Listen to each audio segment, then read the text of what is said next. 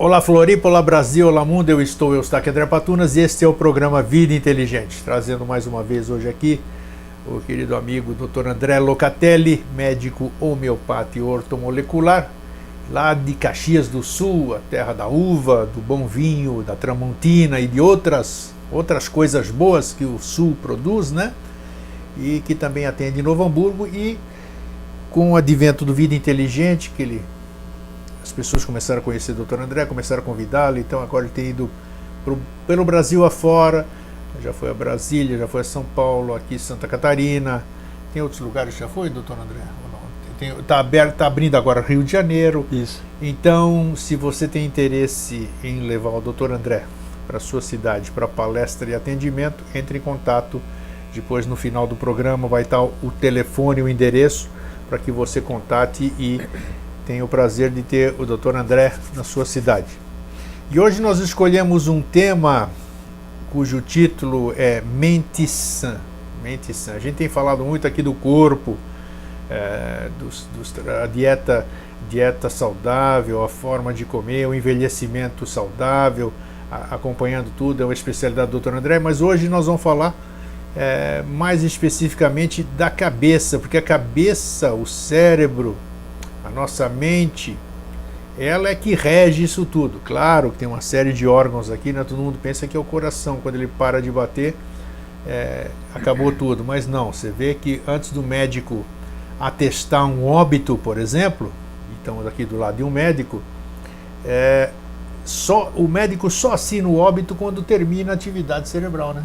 Aí ele tem condição, aí sim, quando cessa essa atividade, aí sim, porque o coração pode ter parado, mas enquanto tiver uma atividade cerebral, tudo é possível, né? Tudo é possível. A gente tem visto uma série do que a gente chama aí de milagres, né? Pessoas que voltaram à vida depois de estarem, entre aspas, clinicamente mortas ou atestado passado. Então a mente é uma coisa muito misteriosa ainda, né? Muita gente ainda continua estudando, médicos, cientistas. Eu acho que o grande segredo de descobrir a capacidade do ser humano, tanto de recuperação, de reação, de uma série de coisas, está na mente, no cérebro, nessa coisa que está dentro dessa caixa aqui, chamada de crânio, né? Então, doutor André, mais uma vez é um prazer recebê-lo aqui. Muito obrigado, Gui. Sempre é uma alegria. Alegria muito grande. Uma confraternização. É uma confraternização, como diz o Jorge, né? E o doutor André tem uma vibração muito boa, uma aura muito bacana, um astral muito legal. Então, quando a gente bate papo aqui, além do conhecimento que ele nos passa, é agradável a gente estar aqui. Doutor André, nós falamos em outras oportunidades aqui sobre o corpo, né? Sobre o corpo, sobre hormônios, sobre envelhecimento saudável. Como é que a gente pode cuidar da nossa mente? Quando é que começa, vamos dizer, quando começaria a profilaxia, vamos usar isso aqui, a profilaxia da nossa mente, do nosso cérebro, né? Porque a gente cuida da nossa estética, se meu rosto tá bom, se eu vou me esticar aqui, eu vou perder minha barriguinha, preciso emagrecer um pouco, meu cabelo tá assim assado, mas e aí? Isso a gente tem artifícios para poder, né? Tem dietas, tem cosméticos, tem uma série de coisas. E para a cabeça, e para a mente, doutor André? É bacana, Grego, porque assim, tu já começou a colocar um diferencial que eu acho que é importante. Todas as pessoas têm essa compreensão, né? As pessoas que assistem o Vida Inteligente, com relação à parte de mente, o que é a mente em si, que é uma percepção que a gente tem interna, né? Desse corpo, eu diria, mental, e do aparelho, do aparato, que é o encéfalo em si, que é o aparelho onde a gente percebe todas as questões dentro da nossa cabeça. Então acho que a gente tem que fazer essa diferenciação e a gente para poder entrar no tema. Como tu falaste muito bem, hoje em dia a biociência com relação à neurociência já avançou muito com relação a descobertas, né, com relação ao cérebro.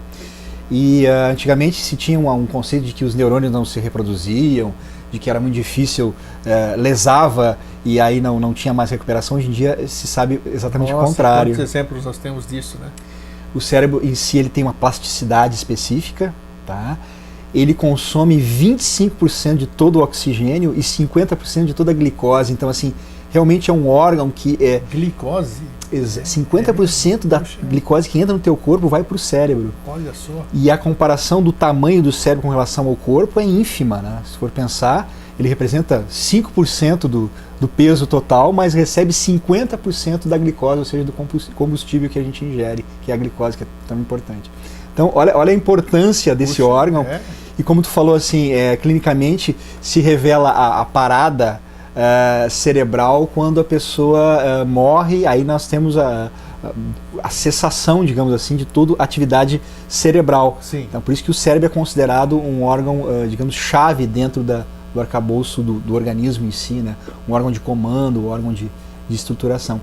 E a gente tem essa questão do desligar do cérebro, ou seja, o cérebro tem um mecanismo, se ele não recebe oxigênio, ele apaga, ele desliga completamente, aí tem um desmaio. Ela desmaia porque ele não pode ser lesado, então a pessoa desmaia antes para preservar aquela energia, ou seja, aquele ATP, aquele oxigênio que vai ser direcionado. Vamos aproveitar que o doutor está falando disso, a nível cerebral. Um fenômeno que acontece e deve ser esse mesmo processo. O doutor disse que o cérebro ele desliga, a pessoa desmaia exatamente para ele se preservar. Exato. A mesma coisa acontece, parece, o doutor vai confirmar agora ou não, na questão da apneia, né? Você está dormindo, você para de respirar e de repente você acorda desesperado, parece que é o último instante, e quem te acorda, segundo dizem, pessoas que conhecem tudo, é o cérebro mesmo, que ele fala, olha meu, levanta aí, porque senão nós vamos embora. Existe esse mecanismo realmente? Ele tem alguma coisa? Na realidade, assim, a gente fala muito que a pessoa que dorme bem, ela tem um cérebro saudável. Isso existe em neurociência. Ah, é? Por quê? Porque o cérebro se recupera à noite, tá? Todos os órgãos se recuperam, e o cérebro especialmente se recupera à noite, e mesmo assim não pode faltar oxigênio para ele. Senão, melatonina não é liberada, todos os processos dos neurotransmissores não são regulados adequadamente, e a pessoa, e aí grita, o cérebro grita, ou seja, ele que grita dizendo assim, acorda, porque senão eu vou sofrer muito, né? Eu vou sofrer muito. É uma coisa fantástica, né? Como se ele tivesse uma inteligência, digamos assim, né? O cérebro fosse inteligente, sei lá. Ele comanda o cérebro. Vamos colocar o grau de importância dele no corpo humano, vamos dizer assim. Claro. Hoje, se você for perguntar para 100 pessoas, acho que 50, 60, 70 vão dizer que o principal órgão do corpo, o que mantém a vida, é o coração. E acho que uns 30% vão lembrar do cérebro. Qual é a importância do cérebro na questão da vida, da consciência? Eu vou falar a nível cerebral, assim, total, a nível de estrutura. Isso. Na realidade, tudo é tripartido, né, Greg? A gente sabe que todo o nosso corpo tem 3 partes, né? Cabeça, tronco e membros, falange, falangeta e falanginha no dedo, mão, antebraço e braço, tudo é tripartido. E o cérebro também é tripartido. Então nós temos o encéfalo, que é considerado o cérebro como um todo, e ele é dividido entre cérebro, o cerebelo e o bulbo. Isso. Tá? Isso. É a primeira divisão. A segunda divisão que a gente tem, nós temos o neocórtex, que é a parte frontal e parietal, que é nova, por isso que é neocórtex, que é nova. Neo vem de novo, isso. Nós temos o sistema límbico, que é intermediário, tá? Que todos os mamíferos têm o sistema límbico desenvolvido. Tá? Então, quando você chega em casa e o teu cachorro abana o rabinho, é por causa do sistema límbico que foi desenvolvido pelos mamíferos. Olha só. Que representa o afeto, que representa o calor em si, né? E se você chegar em casa e você tiver um lagarto e abanar o rabo, é porque ele quer te devorar. Não é porque o sinal é esse, então. O sinal é esse. Sim.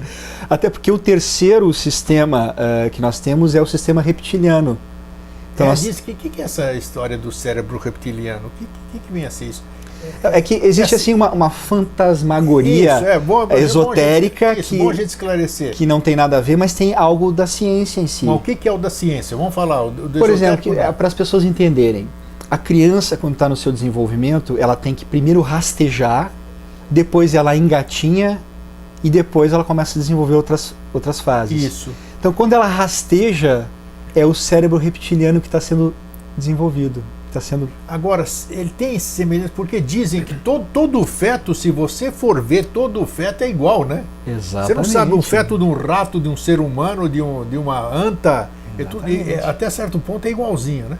Exatamente. Então, nós temos alguma coisa reptiliana, vamos dizer, o cérebro de um réptil, o que tem de semelhante com o humano? Então, aquela parte do bulbo, que é a parte mais primitiva, que liga a medula oblonga, sim, a medula espinhal em si, ela tem todo o desenvolvimento de um réptil, é igual a de um réptil. Igual, ok. Exatamente, igual.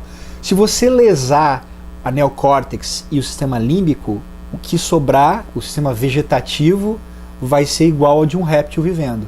Que o réptil ele é meio paradão, assim, ele fica meio parado, ele não tem homeostase com relação à temperatura, quando está frio está super frio, quando está quente ele vai no sol, ele se esquenta, mas se estiver congelado... mobilidade, Exatamente, mas se estiver congelante ele fica frio e não se esquenta, não está nem aí. Então o sistema cerebral reptiliano é a mesma coisa. Dizem que as pessoas que têm esse sistema muito desenvolvido, elas estão ligadas muito à sobrevivência, e não se importa muito com o sentimento dos outros. Aí que tá, porque o sistema límbico é o próximo, que envolve sentimentos, que envolve o calor humano e o calor do mamífero, que não é humano, mas é muito semelhante. O que é muito interessante isso. A sua especialidade, uma das especialidades é a homeopatia. Sim. Né? Qual era a visão do Hahnemann na questão do cérebro? Como é que ele... Eu acho que naquela época a questão do cérebro não era muito desenvolvida, né? Ele não tinha muito conhecimento que se tem hoje com relação à parte cerebral. Eu acho que o Hahnemann pegou muito a parte oculta, a parte, digamos assim, dos escritos de Paracelso. Ele usou isso. Agora, essa questão da neurociência, que a neurociência traz hoje em dia, ele não tinha muita abordagem com relação a isso. Talvez a minha pergunta não tenha sido correta. Como a homeopatia, vamos pegando assim, atropelando, né? Não tem problema, nós vamos chegar onde a gente quer. A homeopatia, como é que ela age no cérebro? Ela age da mesma forma que a alopatia ou não? Como é que é o processo homeopático na questão da mente e do cérebro? Acho que a gente precisaria mais uns 10 programas. Mas tudo bem, vamos lá. Porque aí envolve a questão da psicologia em si, né? Sim, porque o repertório homeopático ele é totalmente mental, né? Ele tem quase que 1/3 dele só de sintomas mentais. Então, tudo que o paciente relatar de sintomas mentais é anotado pelo homeopata, e aí tem uma graduação de prioridades desses sintomas mentais que vai encaixar com um medicamento, que vai ser diluído para chegar na potência dessa vibração, dinamização da frequência mental da pessoa.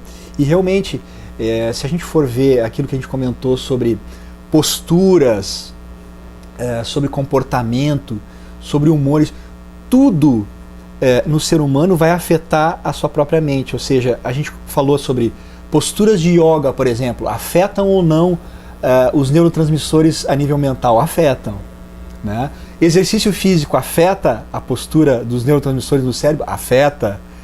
Então, se a gente for falar de medicamentos homeopáticos, também eles têm uma ação a nível de neurotransmissores para ativar esses neurotransmissores de alguma forma, né? Mas ainda não se sabe exatamente. A ciência, não se tem ainda. A ciência ela gosta de ir pelo lado materialista, então ela quer provar bioquimicamente, sim, mas quando entra no sutil ou entra em algo que é mais ligado à energia em si, hoje sabe que tudo é energia, a ciência não se direciona para esse lado.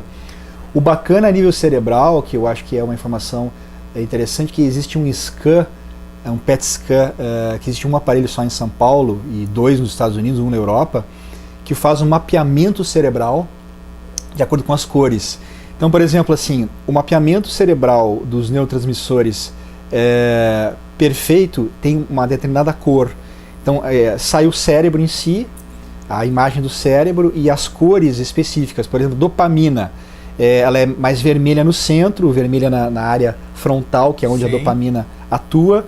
E o ideal seria a pessoa ter esse parâmetro. Tudo que for alterado com relação a esse parâmetro, existe uma cor diferenciada. E aí a pessoa vai ser tratada com um neurotransmissor específico nessa condição. Isso é válido para os 4 principais neurotransmissores que eu ainda não falei. Sim. que existe mais de 60 hoje neurotransmissores que eles descobriram, mas os principais e os que são conhecidos pela ciência são 4, que é a dopamina, a acetilcolina, o GABA, que é o ácido gama-butírico, e a serotonina, que a serotonina é mais falada, né? São 4. A dopamina é a que eu lembro bem, porque eu fumei durante quase 40 anos, né? E o cigarro te fornece a dopamina, né ou não? Ele entra no neurotransmissor ligado à dopamina e ligado à acetilcolina, por isso que afeta a memória depois que os fumantes param de fumar, afeta um pouquinho a memória e a potência.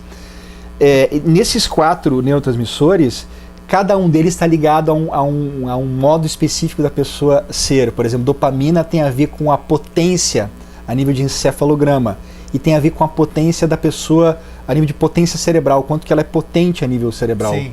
Né?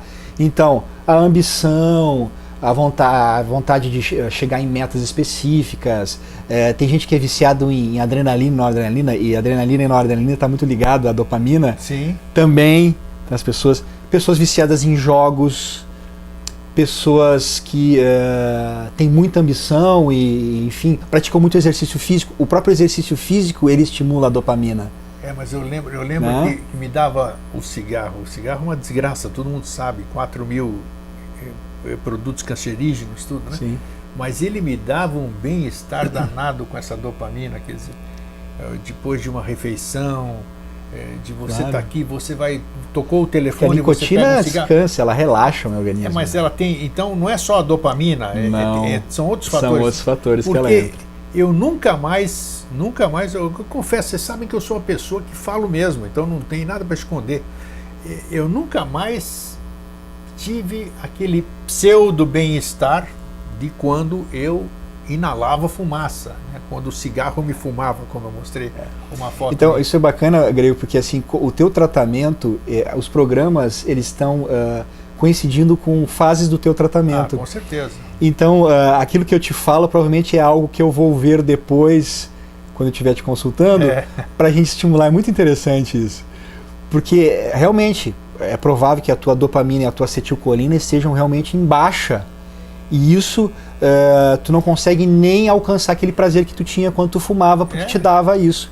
E, aliás, outras drogas também. Cada droga está ligada a um receptor. Por isso que as pessoas têm a dificuldade. A gente podia falar também. Podemos falar isso qualquer dia, qualquer hora. Porque, por isso que eu como ex-viciado, né, não existe ex-viciado, existe aquele que controla. Né? Porque se eu pegar um cigarro hoje, eu vou querer fumar o que eu não fumei nos últimos 10 anos. É isso aqui, exato. Né? Então você tem que estar atento. Mas ele tem essa dificuldade realmente, porque alguma coisa aqui dentro, nesse assunto que nós estamos falando, na mente dele, ele está lá, ele tem dificuldade porque aquilo gera, mesmo sendo nocivo, seja qualquer que seja o tipo de droga, o cigarro é uma droga, né? Ele te traz um prazer, né, que a pessoa sente necessidade. Por isso que ela tem a dificuldade de largar aquilo lá. E quando você supre aquilo, é que entram aqueles outros processos da abstinência. Uma das drogas é a própria cocaína. A cocaína age a nível frontal, estimulando dopamina. Qual é a sensação de quem está usando essa droga? Eu sou o dono do mundo, posso qualquer coisa. É a dopamina, é estimulado pela. Sim, então ele se sente poderoso. Se sente poderoso. Ele vai precisar daquele artifício sempre para. Exatamente. Então, isso a gente, aproveitando que nós estamos falando disso, isso nós podemos substituir essas coisas? Nós podemos através da alimentação e através da suplementação. Aí entra a suplementação cerebral. Porque você consegue me devolver um prazer? Nós estamos falando da dopamina, você falou que como nós estamos em tratamento aqui, eu tenho consulta com o doutor André também. Então, quer dizer, você consegue me devolver o prazer sem ser através do cigarro. Isso aqui que eu sentia falta. Então, esses elementos são possíveis realmente de você sentir o mesmo prazer que você tem, ou cheirando um pó, como dizem, ou puxando um baseado, ou fumando um cigarro, você consegue dar a mesma sensação através de outros meios. Porque a gente exagerou agora, né? Claro. A gente foi assim, no extremo. A gente foi no extremo dos vícios. Isso. E a gente pode trazer para a pessoa comum. Vamos lá, exatamente. Que a pessoa comum que ela quer, por exemplo, estimular muito a dopamina, ela vai tomar um café. Café estimula a dopamina. Nossa, como eu vejo. Ou ela vai querer correr um perigo para sentir aquela adrenalina. Então ela vai saltar de paraquedas. Isso, bungee jump, sei lá o que é. Jump, essas coisas todas. Ou vai surfar em ondas gigantes. Isso. ou vai surfar o em si. O perigo vai dar para ela. Vai dar para ela aquele dopamina, aquele prazer que é da dopamina. E a maioria das depressões são ligadas à dopamina e não à serotonina, que as pessoas falam. Então a indústria química se apoderou dessa questão, desse conceito, e usa muito os estimulantes de serotonina, que na realidade eles acalmam, e não os estimulantes de dopamina, que na realidade deixa a pessoa mais crítica, mais positiva. Por isso que o depressivo é down, né? Ele é paradão, né? Exato. Ele podia ser um depressivo ativo, digamos assim, se é que tem uma coerência no que eu estou falando. E olha que interessante, às vezes a pessoa ela é muito ativa, ela está cheia de dopamina e ela precisa de algo que acalme ela, que é o oposto, que é o GABA, que é o outro neurotransmissor, que é o freio. Eu nunca ouvi falar desse GABA. Um acelera e o outro freia. Freia e dá um ritmo, dá uma estabilidade, que é o GABA.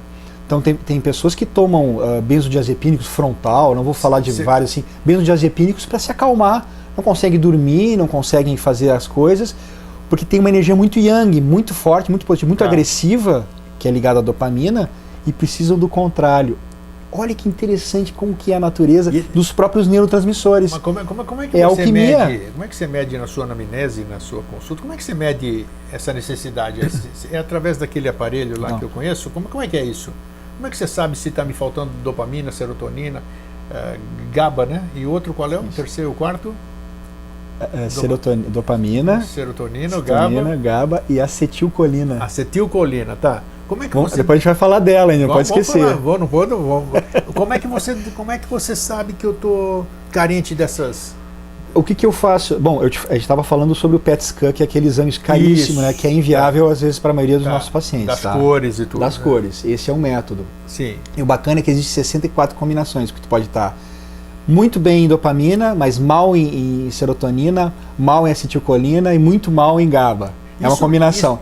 Existem várias combinações. Esse exame não tem nada a ver com temperatura, porque quando a gente fala em temperatura, a gente vê variação de cores, né? Geralmente muitas coisas são feitas com cores em função da temperatura. Sim. Esse exame não tem nada a ver, essa máquina não tem nada a ver com temperatura. Não. Então, e nem com o meu estado de espírito.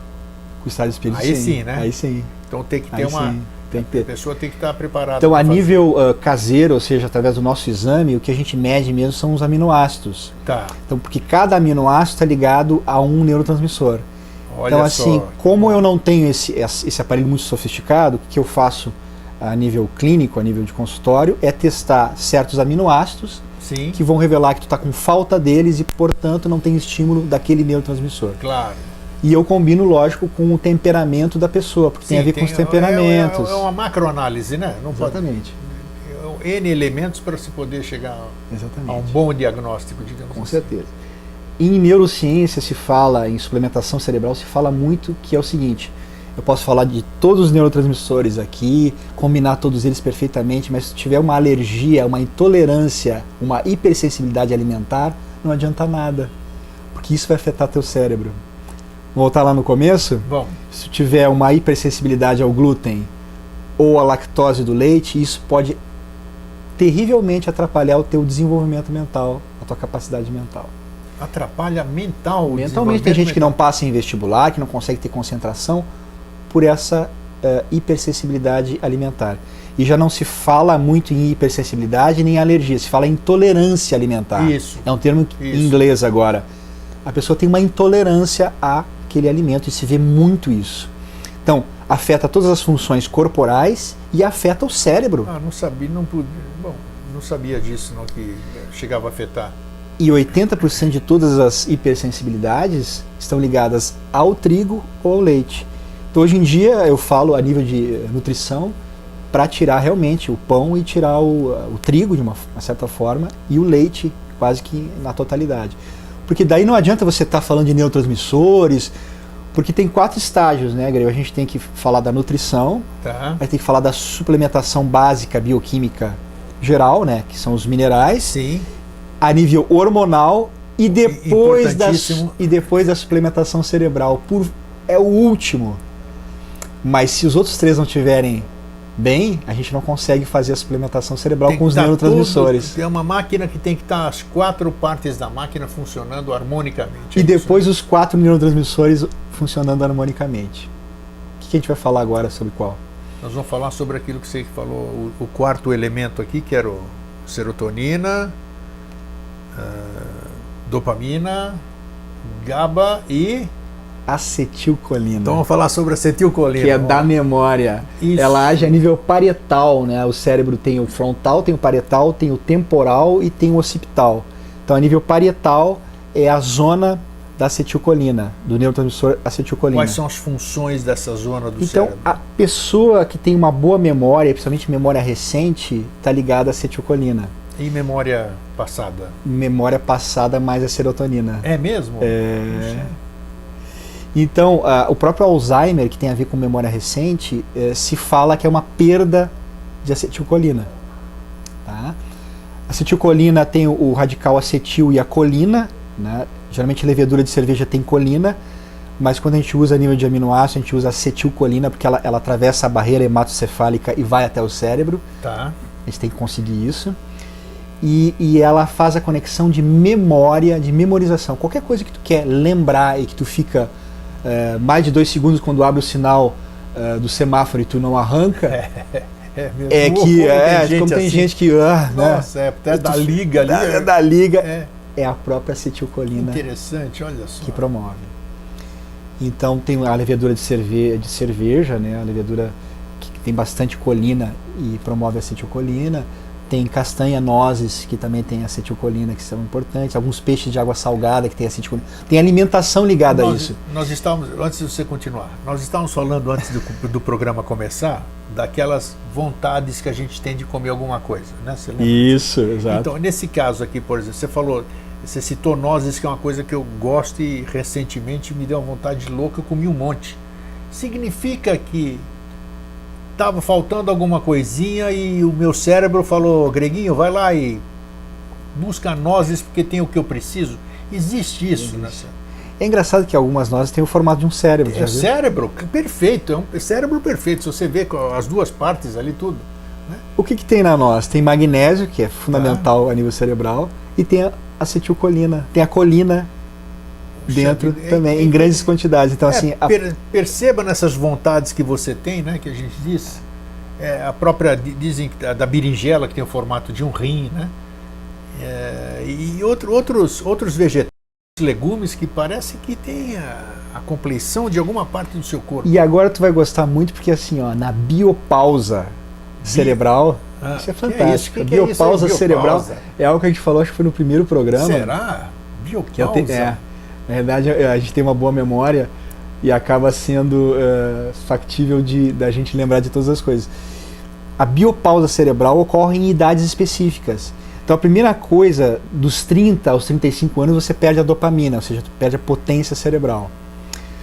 Aos 40 anos... Por que isso? Isso é natural? É natural? É um processo natural? Que nem o hormônio que vai diminuindo a partir dos 29? É o envelhecimento. É o envelhecimento. Envelhecimento. Tá. Por isso que é biopausa. E tem forma cerebral. E tem, já que nós estamos falando de cérebro, e também, assim como qualquer outra parte do corpo, ele tem jeito de ser reposto, digamos assim. Tem, claro. Tudo tem jeito de ser reposto. Tudo tem forma. Ok. Aos 40 anos, já que a gente está falando da acetilcolina, a gente começa a perder a acetilcolina. Então a memória começa a falhar a partir dos 40 anos. A acetilcolina tem a ver com criatividade. Essa é outra questão que agora me ocorreu. Então, quando a pessoa tem criatividade para fazer as coisas, acha soluções diversificadas para o mesmo problema, consegue... Minha acetilcolina deve estar boa, então, porque, nossa... Consegue ser uma parte artística... A parte artística, quem pinta, quem borda, quem compõe, também é interessante. Pessoal do marketing que trabalha em marketing, geralmente eles têm uma crise, depois dos 40 eles não têm tanta criatividade para criar os modelos de promoções, etc. É um pouquinho de falta da acetilcolina. Acetilcolina, tá. E esse fato que tu falou de ter que tirar o leite de pedra, você estimula a tua criatividade. Ah, com certeza. E aí tu estimula os neurotransmissores, porque não é só a nível bioquímico, também a nível comportamental e a nível externo você estimula. Vejam só que é tudo, holístico. Né? É holístico. Você usou o termo certo, holos, o todo. Tudo ajuda na questão. Nada anda sozinho. Você tem que usar todas as partes, né, digamos assim. E quando você acende um cigarro, eu convivo com alguns fumantes, eles falam assim: nossa, eu fico muito mais calmo para pensar. Nossa, eu tenho um problema, eu acendo um cigarro, dou a primeira baforada, parece que as ideias ficam claras. Porque a nicotina entra no lugar da acetilcolina e faz o papel dela. Mas em compensação está te detonando. Está te detonando a nível de tempo, ou seja, com o passar do tempo, vai afastar, vai empurrar a acetilcolina para lá e vai deixar a nicotina só ela. Eu nunca me esqueço, uma vez eu conversando com um usuário de cannabis, disse, por que você fuma esse negócio, né? Eu perguntei para ele. Aí ele me disse, olha, ele era um tatuador, pessoa que faz tatuagens, assim. Ele falou, você não imagina a criatividade que eu tenho depois de fumar uma cannabis. Diz que a criatividade, você acabou de dizer a criatividade, né? Então, abria todo o horizonte dele, vamos dizer. Então as pessoas buscam através de esse tipo de muletas, podemos chamar assim, não sei se é isso. São veículos muito mais fáceis, a gente tem que entender esse lado, são veículos mais fáceis do que você dizer para mim assim, ô Greguinho, você tem que meditar mais, e você tem que ficar ao ar livre. Aí eu chego lá, vou lá, eu não vou meditar coisa nenhuma, eu puxo um cigarro aqui, vai me dar esse... Tu vê como a gente está puxando assuntos importantíssimos, muito importantes. E tu vê como uma coisa é complexa. Por exemplo, a cannabis está ligada ao GABA. Ela não está ligada exatamente ao neurotransmissor acetilcolina, não acredito. Então, de alguma forma, a pessoa, ele relaxa primeiro, ele solta o GABA e aí vai estimular a acetilcolina por tabela. Porque ele liberou. Porque ele deve estar travado, ele deve ser uma pessoa muito agressiva, muito rígida. Sim, claro. Ele liberou o GABA para liberar depois a criatividade. Você vê que interessante. É a mesma coisa no encanamento da sua casa, tem um lugarzinho ali que está... E outro ponto importantíssimo que a gente toca aqui, por que as pessoas não buscam saber como que é a meditação, forma de meditar, forma de respirar, forma de trazer o pranayama? Porque isso é a verdade, isso é o maior liberador de todos os neurotransmissores. Por que não busca uma yoga? E aí tem a resposta, né, que já vem. As pessoas querem que dê prazer imediato e que seja fácil o automático, entendeu? Eu acho que... me dá uma pílula, me dá uma fórmula... Foi bom você falar nisso, porque... É bacana a gente falar sobre isso, muitos anos atrás, alguém inventou... Foram os japoneses, se eu não me engano. Os japoneses inventaram o método Kumon. Lembra do método Kumon? Não lembro. O método Kumon para quem é professor, é uma forma de se ensinar matemática que você aprende matemática mesmo se você não quiser. É uma coisa fantástica que os japoneses desenvolveram. Preciso. Nossa, é antigo, muito. Então, eu acho que, como eu vivo nesse meio esotérico e holístico há 50 anos, pelo menos dos meus 65, eu tenho mais ou menos essa resposta. Por que as pessoas não vão na meditação, no yoga e nessas coisas? Porque existem padrões muito rígidos, muito fixos, porque aí você chega ali, ô Grego, eu vou te ensinar como meditar. Você vai em qualquer lugar ali, né? Hoje em dia existem vários métodos. Aí é que tá, mas a maioria o que é? Você vai ficar quietinho, ou vai ficar em posição de lótus, ou vai ficar o dedinho assim, você vai fechar os olhos e deixar a sua mente esvaziar. Pô, hoje no mundo que nós estamos, nesse mundo conturbado, uma mente agitada, nós estamos falando de mente hoje aqui, é muito difícil eu fazer isso aí da forma como me queiram assim. Sendo que, por exemplo, eu vou usar o meu exemplo, se você mandar eu ficar, eu já fiquei muitas vezes, se mandar eu ficar quieto, em posição de lótus, e assim, eu não vou andar 1 milímetro. Agora, se eu mas aí a pessoa, o professor de meditação, tem que entender o teu temperamento, tem que colocar uma meditação ativa para ti. Claro, você usou isso aqui. Ok, então, vamos fazer uma Ashtanga Yoga, vamos fazer uma coisa assim, dinâmica. Mas é isso que eu quero dizer, você falou de pranayama, tudo. Eu não conheço o pranayama porque eu nunca o pratiquei, apesar de terem me indicado fazer tudo isso aqui. Então, por exemplo, se você quer que eu meditar, para eu me apagar, digamos assim, eu sentar de frente para o mar, eu sentar no meio de um jardim, esse é o meu estado. Então, ok. Cada um, por isso que eu estou usando o seu gancho. Método, Exato. Claro. Então você tem que buscar, ninguém pode te impor, você não pode permitir que ninguém te imponha nada que você não se sinta bem. Mesmo que aquilo seja milenar, caramba. Todo mundo diz a posição de lótus é essa. Uma posição de lótus eu fico desesperado. Eu não consigo, me dá cãibra, dói. Eu não vou meditar nunca na posição Grego, de eu lótus. tinha um professor de meditação que ele falava: André, se a tua meditação é correr a 300 por hora, Pronto, é isso. e aí é tu isso. vai relaxar e vai apagar a tua mente Pronto. e vai meditar, vá a 300 por hora É no isso carro, aí. mas aí com proteção, tranquilo, no autódromo. Então cada um tem uma... Exatamente, isso que eu quero dizer. Uma forma. Foi bom a gente abordar isso, porque exatamente esse que eu sinto que é um entrave de muitas pessoas. Você tem uma forma de ficar tranquilo, você tem uma forma de ficar calmo, e eu, como teu terapeuta, tudo isso aqui, eu tento te impor uma coisa Agora, Grego, retrógrada. com certeza, para as pessoas não chegarem à questão dos vícios, porque isso é uma coisa muito grave a nível da Claro, humanidade, para as claro. pessoas não chegarem nos vícios, existem N vícios, vício de bebida, vício de Coca-Cola, qualquer vício de... vício é vício. Então, para as pessoas não chegarem nos vícios, ache o teu método de se sentir bem. Então, por isso que eu acho que é importante o esporte ser desenvolvido, ser praticado, porque as pessoas encontram, às vezes, no esporte a forma de meditar. E isso em tudo na vida, né? Por exemplo, a gente estava falando da dopamina. A dopamina com exercício físico, ela aumenta quase que 80%, junto com a serotonina. Por quê? Por que isso? O que o exercício físico proporciona? Uma oxigenação maior? O que é? O que é que seria a causa do exercício, por exemplo, melhorar a dopamina, que eu já ouvi isso. Já ouvi falar, tem comprovações, por quê, hein? O que é? Oxigena mais? Olha só a ligação. Lembra que a gente falou de hormônios? Sim. A própria testosterona está ligada à dopamina. Então, quando se estimula a testosterona, e isso já foi provado a nível de exercício físico, quando se libera mais testosterona, a testosterona age a nível de cérebro esquerdo, lado esquerdo do cérebro, e libera mais dopamina para a área frontal cerebral. Olha que interessante, a ciência já pegou esse caminho. Então, a testosterona em si, o hormônio testosterona, vai liberar mais dopamina a nível cerebral, e a dopamina vai agir a nível de córtex frontal para trabalhar com os outros neurotransmissores. Você tocou num assunto que hormônio e cérebro. Qual é o hormônio desses todos que nós já falamos aqui muito? E estão ligados a esse assunto, hein? Exato. Falta de falar dois neurotransmissores ainda. Tá, vamos falar, mas antes de você falar dos dois neurotransmissores, eu quero saber quais são os hormônios que interferem muito na questão mental ou na saúde do nosso cérebro. Então, eu já falei, que é a própria testosterona, que age preferencialmente a nível de cérebro esquerdo e libera preferencialmente dopamina. E parar com essa mania de achar. Eu era um que achava. A mulher tem também.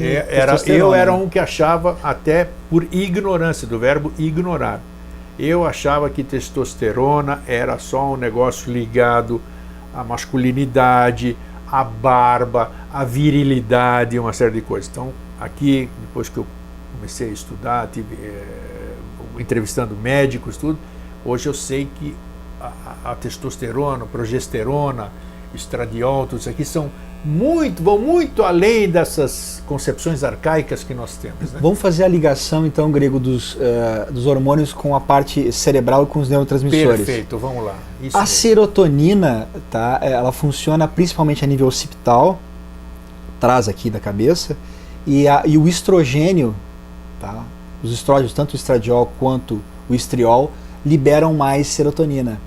Então, normalmente as mulheres têm mais essa questão da alegria, do humor. Só que como a mulher tem variação de hormônio, ela tem muito bom humor e às vezes ela pode ter muito mau humor pela variação hormonal. Tá. Por falta de estrogênio, porque o estrogênio ele tem um período de 15 dias que ele sobe na mulher, depois ele desce. E o homem também tem o estrogênio, tá? E está ligado preferencialmente à parte direita do cérebro, que tem uma questão da neurociência que fala que o lado direito do cérebro está ligado mais à criatividade. Isso. Tá? Então, não o cérebro matemático, não o cérebro espacial, existem 7 inteligências, já foi classificado, e a inteligência ligada ao intrapessoal e ao interpessoal é mais ligada ao estrogênio. Olha só. E a questão linguística está mais ligada ao estrogênio. Quem tem mais estrogênio fala mais. A mulher fala 25 mil palavras por dia. Olha só. E o homem fala 12 mil. 12 mil economia, né? A mulher fala no trabalho, depois ela chega em casa e fala com a mãe, depois ela liga para a irmã e fala com uma colega. Incrível, né? E é ligado ao estrogênio. Né? E está ligado preferencialmente à parte occipital, também ligada à serotonina, ou seja, ao humor, à alegria. Né? Então a mulher que tem um bom estrogênio, ela é uma mulher alegre, uma mulher para cima. E o homem também. Só que assim, tu dá estrogênio pro homem e acha que vai melhorar tudo, inclusive a questão do coração, ele piora. Tu dá testosterona pro homem, ele melhora do coração, melhora a memória dele. É que o cérebro do homem está mais acostumado com a testosterona e o cérebro da mulher está mais acostumado com o estrogênio. Então o cérebro da mulher vai melhorar com o estrogênio com certeza. Olha só, olha que E o humor dela também, porque está ligado à serotonina. O GABA, aquele que acalma, que relaxa, está ligado à progesterona. A progesterona ela é anti-inflamatória, ela é calmante, ela é relaxante e ela está ligada à liberação de GABA. Com tudo isso que você está falando, mais uma vez prova a importância e que as pessoas não dão. Eu convivo, eu tenho comunidade, tenho programa de televisão, então eu tenho contato com as pessoas e elas... Pouca gente fala dessa preocupação hormonal. Acham que hormonal é um negócio de idade, de menopausa ou de andropausa. É uma coisa que as pessoas, a maioria infelizmente pensa assim, ainda que é uma coisa que eu vou me preocupar quando eu fizer 50 anos, quando eu fizer 60 anos. E aí pode ser tarde perigoso, demais. Tarde é bom demais. falar. Então tem uma série, pelo que o doutor está falando aqui, e para mim, nossa, eu me divirto porque é um aprendizado para mim, muitas coisas que eu tenho, vamos dizer, falta de memória, cansaço mental, esse tal de treco estresse que todo mundo é a doença da modernidade. Então tudo isso pode ser preventivo, vamos dizer assim. Posso melhorar se eu tiver uma prevenção sobre isso, fazer A gente tinha parado no acetilcolina, lembra? Dos 40 anos. Perfeito. Então, o DHA, que é um andrógeno, isso. O dihidroepiandrosterona, ele age liberando mais acetilcolina. Por falar isso, por que proibiram no Brasil, hein? O DHEA. Tá, agora tu vai puxar para nós. Na realidade, não existe nenhuma justificativa técnica para proibir isso. Tanto que eles liberaram a melatonina e continuam proibindo o DHA. Os Estados Unidos, que que regula tudo, Food and Drug Administration, elas são rigorosos pra caramba, tá liberado. Por que no Brasil não? Na realidade, provavelmente porque compete com os Viagras e os estimulantes sexuais, e aí prejudica a indústria química, farmacêutica, provavelmente. A gente tem que falar isso. A gente precisa falar isso. Então fala do DHEA. Então ele estimula a acetilcolina. Voltando para a biopausa, então aos 40 anos você começa a perder essa questão da memória. Tá? Começa a prejudicar. E aos 50 anos você começa a ter impaciência e irritabilidade porque você perde o GABA. Então, as pessoas começam a tomar benzodiazepínicos para dormir. Então o velho crica é a falta do GABA. É a testosterona. Tem a ver com a lembra que a gente já falou, que a pessoa fica rabugenta porque intolerante, falta de testosterona. E por causa do GABA.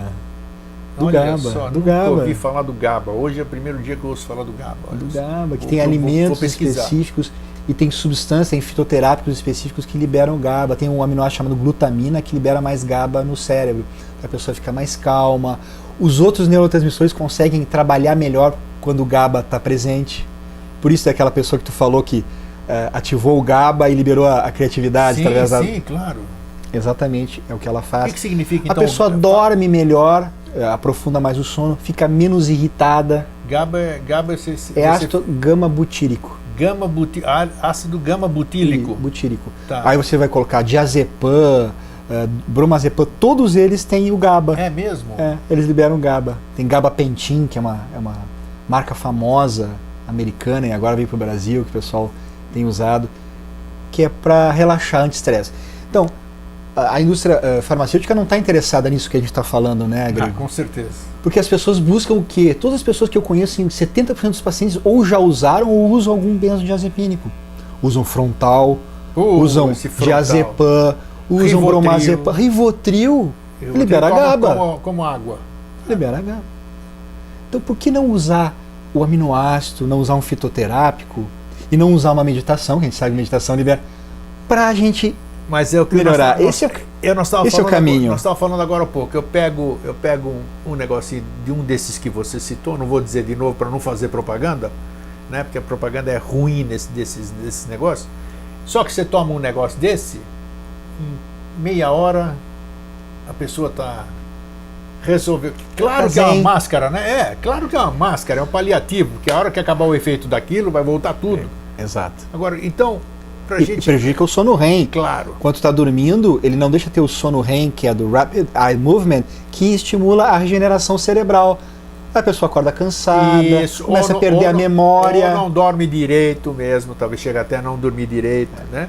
Agora, qual é, para a gente dar um estímulo, vamos dizer, para essas pessoas procurarem uma alternativa, essas pessoas que fazem uso desses medicamentos, que estão nos que ouvindo, não é à toa que também vendo. estão... A gente sabe que não é à toa que estão tomando esses medicamentos, é porque ninguém toma medicamento se não tem algum problema. Então, claro.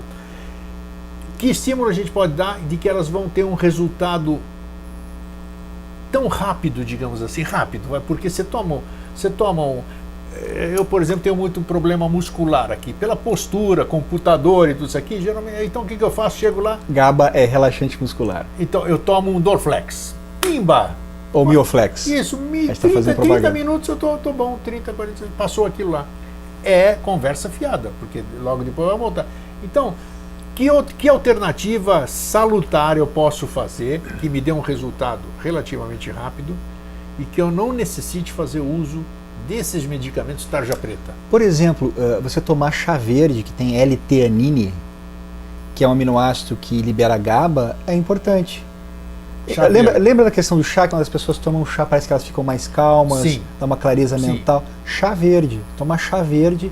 A gente não pode dar outras fórmulas aqui, né, Gretchen? A gente vai passar fórmula para as pessoas, não, Claro, não é o objetivo. Não é o caso, não é o objetivo, mas eu exatamente. acho que alguns alimentos, alguns suplementos ou fitoterápicos a gente pode falar. E o chá verde é um deles. Você tomar chá verde. Tá. Libera L-teanine, que vai liberar GABA, que vai fazer um efeito... O chá verde, por exemplo, ele tem, por exemplo, ele tem algumas contraindicações, né? Sim. Por exemplo, quem tem pressão alta parece que não pode tomar chá verde. Sim. Mas tudo é questão de dose, né, doutor? Isso, porque então, vamos dizer, chá verde para ser inócuo, o que uma pessoa poderia tomar? Uma xícara de chá verde, digamos assim. Exato, uma xícara ou à tarde ou de manhã. Isso não à vai, tarde, isso não que aí vai melhorar o sono da pessoa. Se ela tomar não tardinha... vai ter nenhum efeito colateral, uma xícara de chá verde. Você lembra do chá das 5 do inglês? É claro. Tem uma função. Até hoje, Tem uma função. Porque o chá preto deles nada mais é do que o chá verde tostado. Olha, não sabia disso. Vai estimular um sono mais reparador, mais tranquilo. Por isso que é o chá das 5. Que é a tradição até hoje, isso aí é regra na maioria dos ingleses, né? Exato. Então, continuando, para a gente manter, falamos dos 4 elementos do cérebro, a importância deles? Dos 4 neurotransmissores, a gente está falando do GABA agora. Isso. Então, 50 anos a pessoa tem a biopausa do GABA. Então, aí precisaria fazer uma prevenção antes, ou seja, já usar esses fitoterápicos, alguns aminoácidos, né, específicos para estimular especificamente nessa idade, para a pessoa chegar lá e conseguir desenvolver o GABA. E o GABA ele está ligado à área temporal, né, e está ligado realmente a esse fitoterápico chamado cannabis sativa, que na realidade é uma coisa que é usado fitoterapicamente para câncer de próstata e para as pessoas relaxarem, as pessoas que são medicinalmente muito tempo, principalmente no século XIX, né? E as pessoas têm um tabu com relação a isso, porque foi marginalizado, porque na realidade é uma planta. Tudo que não é refinado é ótimo. Claro. É uma planta. Claro. Tanto é que eu estive nos países andinos, no Peru, por exemplo, onde tomei chá de coca exatamente porque para você suportar, eu fui até suportar a temperatura, é coisa digestiva, então sempre tem um aspecto bom da planta. É isso que o doutor falou. As pessoas colocam um tabu em cima disso. Tabu, claro, se você fizer mau uso. Claro. Então, a gente vai falar sobre o último neurotransmissor, a última pausa que existe. Então, aos 60 anos acaba a serotonina, ou seja, a serotonina é depletada. E aí o humor por isso que é fica muito... Então, olha só, a pessoa está... É um exame muito solicitado. Isso é geriatria. Então, a geriatria cerebral, a gente chega nessas biopausas, a parte hormonal então decai, depois dos 40 anos começa a decair a testosterona para o homem, né? E os estrogênios e a progesterona para a mulher. Quando se chega aos 60 anos, já se chega irritado por causa do GABA, já tem depressão do GABA, e se chega já com o humor prejudicado, que é a serotonina, que é o prazer de viver, o prazer de estar na vida, o prazer de falar com as pessoas, o prazer, de uma forma geral, o prazer é a serotonina. Então, já vai chegar nessa idade com uma depressão hormonal que vai afetar o teu cérebro, e vai chegar também com uma depressão de neurotransmissor ligado ao humor. Mas, de qualquer forma, existe solução. Ou existe. Ou existe Claro. algum caráter de irreversibilidade, vamos dizer. Não. Não? Lembra que a gente falou da melatonina? Sim.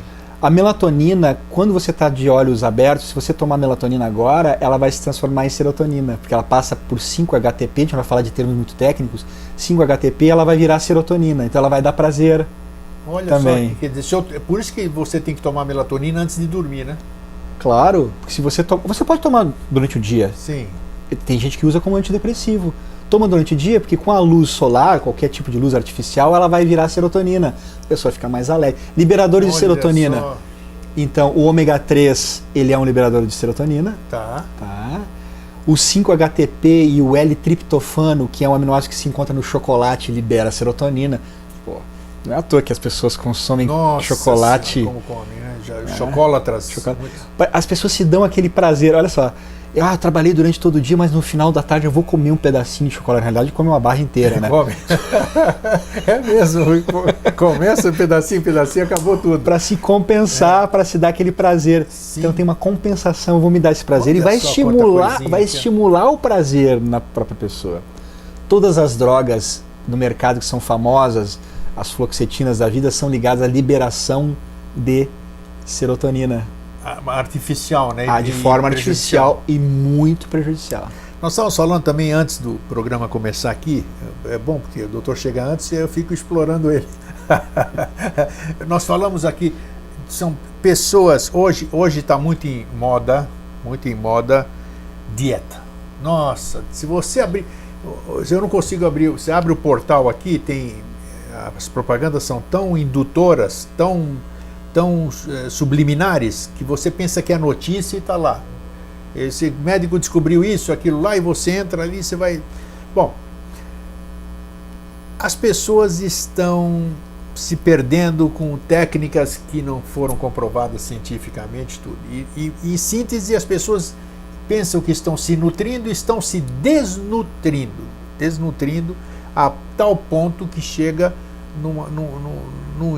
num estágio de que o seu corpo vai reagir negativamente ou somatizando uma doença porque você está carente de N vitaminas, aminoácidos, hormônios, sei lá o quê. Essa ideia, eu estou enrolando para chegar nessa questão. Essas pessoas que querem emagrecer, né? Não estou gostando disso aqui, e sem consultar absolutamente ninguém, ou vendo propagandas muito bem elaboradas e mensagens subliminares, essas pessoas, o que elas estão colocando em risco quando elas deixam de comer porque acham que vou emagrecer, eu vou parar de comer gordura, eu vou parar de comer doce, eu vou parar de ingerir sal. E no fim das contas, você acaba não ingerindo absolutamente nada e acontece o que você não quer, que é a doença. Como se precaver? Pergunta boa. É mesmo, porque a gente percebe, você vê, é uma obsessão. Porque o mundo está ficando obeso, o planeta está ficando obeso. A estatística nos Estados Unidos é 60% de todos os americanos estão obesos. Incrível, obesos. Mórbida, quase obesidade mórbida.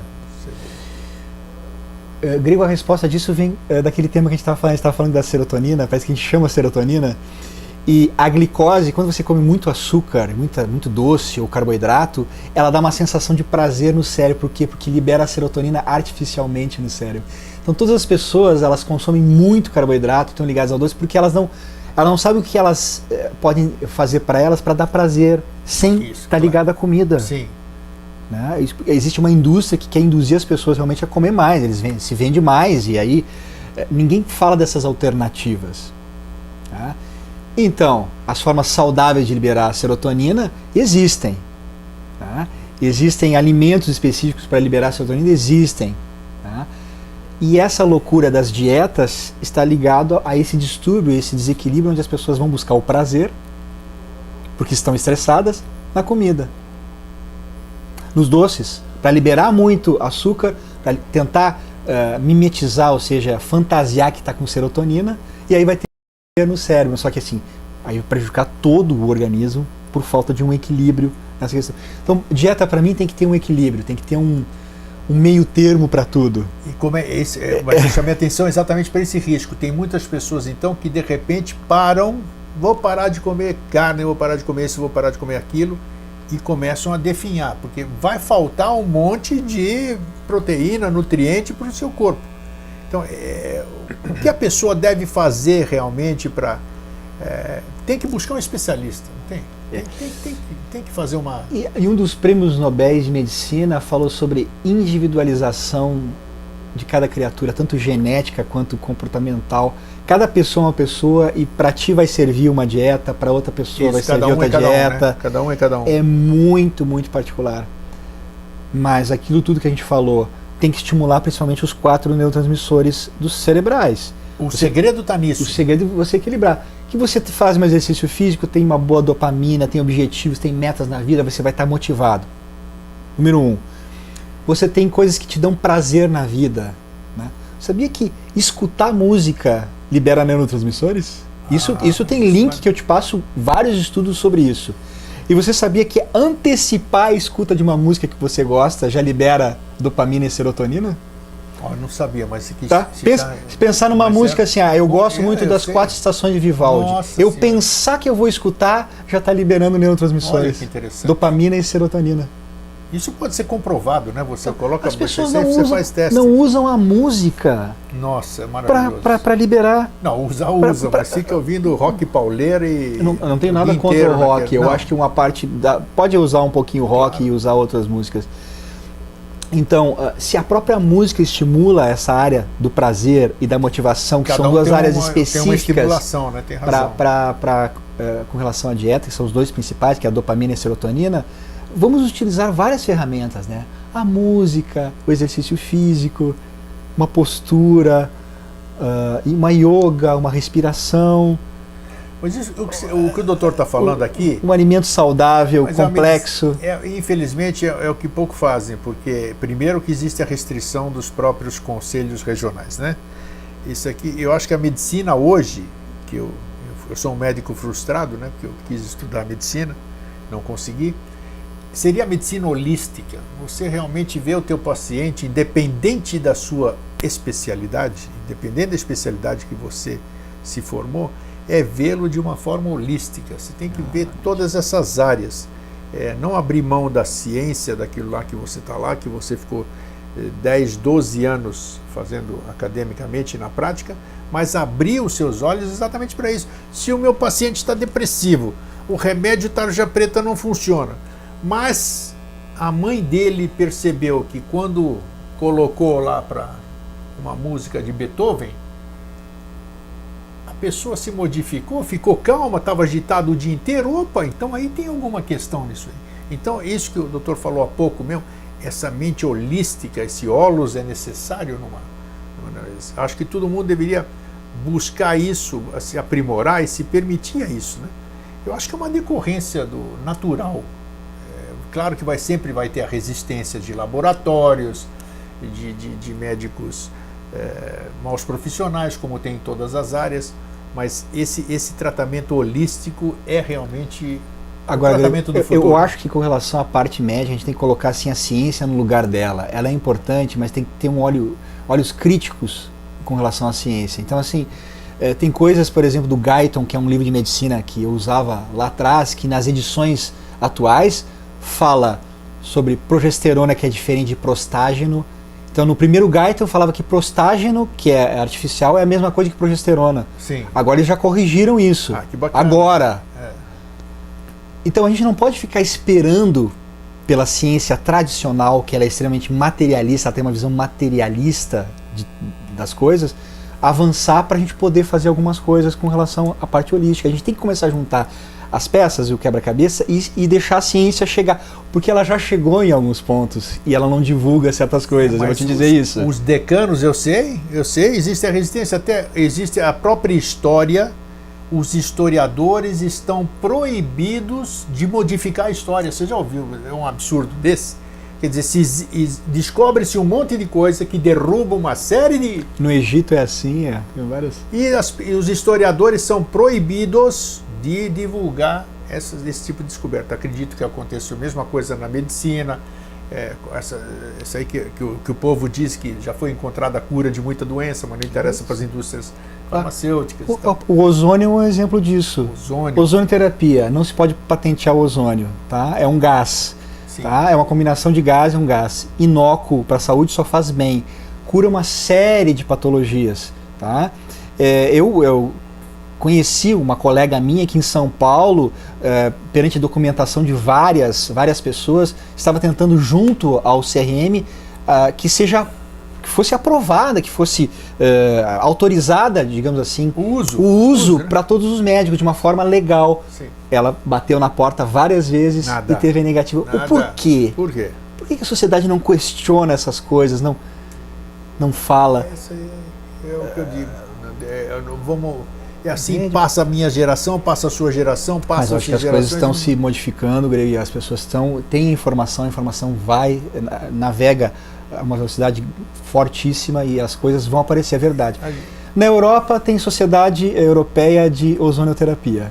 Sim. É um italiano, é o Antônio Velho, que é o sobrenome dele, e funciona e trabalha. Nos Estados Unidos também tem uma associação. Porque aqui também tem a Associação Brasileira de Ozonioterapia, mas é tratada como marginal, isso não existe. Como não existe? Põe lá no Google Acadêmico, tem N trabalhos sobre essa questão. Não adianta, sobre a música, vamos voltar sobre a música. A música é a liberação de dopamina e serotonina. N trabalhos sobre isso. Tem comprovados, né? Porque você pode fazer exame na pessoa, modificação.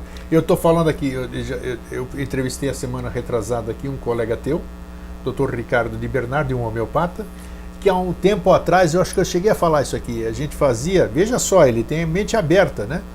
Ele mandava os pacientes, ele fazia a anamnese dos pacientes dele, receitava a homeopatia, o paciente dele vinha com homeopatia no meu consultório, no meu escritório aqui, eu trabalhava com foto Kirlian. Maravilhoso. Eu tirava uma foto Kirlian do paciente sem ele tomar o remédio que o doutor Ricardo havia prescrito, e 15, 20 minutos depois eu batia uma nova foto. Então, quer dizer, um profissional da saúde, o doutor Ricardo, comprovava, até é bom para o próprio paciente ele verificar que o médico dele prescreveu realmente funciona, porque foi o dedo dele que está lá. Eu coloquei meu dedo antes de eu tomar o remédio. Aí o médico, doutor André, me receitou isso, eu botei depois o dedo de tomar e a minha aura já melhorou, já teve uma... Então, poxa, isso aí... Grego, na minha pós-graduação em Curitiba que eu fiz de homeopatia, nós tínhamos uma sessão que vinha um profissional de fora para juntar a foto Kirlian com os resultados da homeopatia. Sério, eu não te falei. Eu nem sabia disso. Então, por que não se faz a junção? Já que tem esse PET scan que faz o mapeamento cerebral, então, por que não junta... Que é inacessível ainda, né? Por que não junta a foto Kirlian e mais esse PET scan e as modificações com relação à medicação homeopática? Mas é por causa da resistência. A ciência ia comprovar que existe uma ligação entre a foto Kirlian, o PET scan cerebral... Mas a foto Kirlian não é aceita pela ciência porque dizem que é bolha de gás e a temperatura, então é rejeitada tudo. Você sabe bem como é que é isso aqui. Mas tudo bem. Mas estamos aqui, nós, doutor André e eu, estamos aqui fazendo a nossa parte. É ou não é? O resto, meu querido, fica por conta de quem quiser. Se você... Tem informação agora, né? Você tem informação agora, você faz o que você bem entender.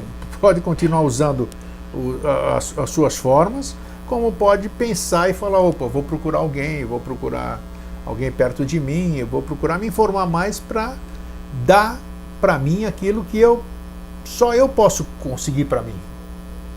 Não é? Eu quero me sentir bem, eu quero dormir bem.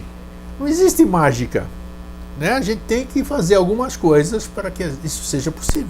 Claro. E a única coisa que pode fazer, mesmo que o Dr. André ou qualquer outro profissional da saúde te oriente, é você que vai ter que fazer. Se ele te der remédio, é você que vai ter que tomar. É você que vai ter que ter a iniciativa, a regra de tomar no horário prescrito e tudo e fazer. Não, e eu acho que é você que tem que buscar informação também. Perfeito, a confirmação disso. Porque eu conheço várias pessoas que buscaram essa informação, ou seja, que entendem do assunto. São pacientes que sabem sobre todos os temas que a gente fala aqui e mais. Nossa, que são pessoas bacana, interessadas. muito. Então, se existem essas pessoas interessadas, seja uma pessoa interessada também em buscar o conhecimento. Isso que é bacana. A gente tem a sede de saber, é gostoso você procurar. É o seu bem-estar, é o bem-estar de quem vai estar com você, é o bem-estar do teu próximo. Então, o que a gente não pode esperar, Grego, são os órgãos oficiais liberarem isso. Não, isso aqui é a justificativa dos incompetentes. Eu vou esperar porque eu não sei o quê. Não justifique o injustificável. A gente tem que se mexer. Então, doutor André, muito obrigado por mais esse programa. Nossa, maravilha. E nós vamos oportunamente, assim, voltar com outros temas, assim, que a princípio podem parecer polêmicos, mas a gente sempre usa aqui no Vida Inteligente a franqueza. A gente tem que ser franco conosco mesmo para depois poder ser franco com vocês. Então isso é bacana, a gente quer o bem-estar nosso e do nosso semelhante. Porque, afinal, nós estamos na mesma casa, nós vivemos no mesmo mundo, não tem jeito de me esconder. Né? Estamos aqui. Cada vez mais sem fronteiras. Então, exatamente. Então, o nosso bem-estar, a minha saúde depende da saúde do outro. Porque se o outro tiver algum problema que seja contagioso, vai contagiar a mim também, porque eu estou na mesma casa, foi o que eu disse. Então é isso que a gente faz. Então às vezes a gente fala demais, me perdoem aqui, né? Que eu interrompo o entrevistado. Grego, você fala demais, mas tem que falar, vou fazer o quê? Ainda bem que eu consigo falar, né? Eu tenho voz, graças, que bom. É isso aí, doutor. Obrigado, meu querido. Grego. Mais uma vez. Saúde para nós. Isso. E até a próxima. Um fraterno abraço e um feliz sempre. Um abraço.